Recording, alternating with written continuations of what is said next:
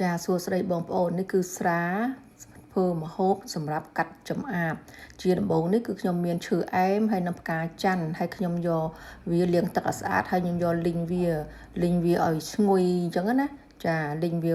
5-10នាទីទៅឲ្យឈ្ងុយក្លិនហើយបន្ទាប់មកខ្ញុំប្រើ cooking វាញម៉ាក់អីក៏បានដែរឲ្យស្រាម៉ាក់អីក៏បានដែរឲ្យតែ cooking វាញស្រាសម្រាប់ធ្វើម្ហូបចាហើយខ្ញុំប្រើម៉ាក់នេះចាម៉ាក់នេះវាក្លិនពោះវាក៏ល្អដែរហើយខ្ញុំធ្វើការយកឈើអែមហ្នឹងដែលខ្ញុំលីងហើយហ្នឹងយកមកទម្លាក់នៅក្នុងទឹកស្រាសហ្នឹងទៅណាចាហើយដាក់វាឲ្យបរិមាណប៉ុណ្ណាក៏បានដែរព្រោះអីធ្វើនេះសម្រាប់តែយើងកាត់ចង្អាប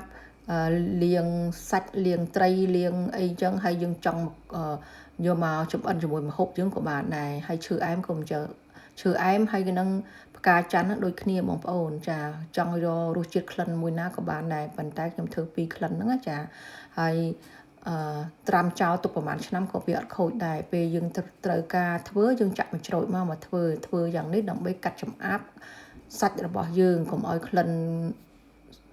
ឆ្អាបអញ្ចឹងណាចាហ្នឹងហើយទុកចោលអញ្ចឹងទៅពេលត្រូវការយើងមានស្រាច់អញ្ចឹងអរគុណបងប្អូនដែលបានទស្សនាវីដេអូរបស់ខ្ញុំចាសូមជម្រាបលា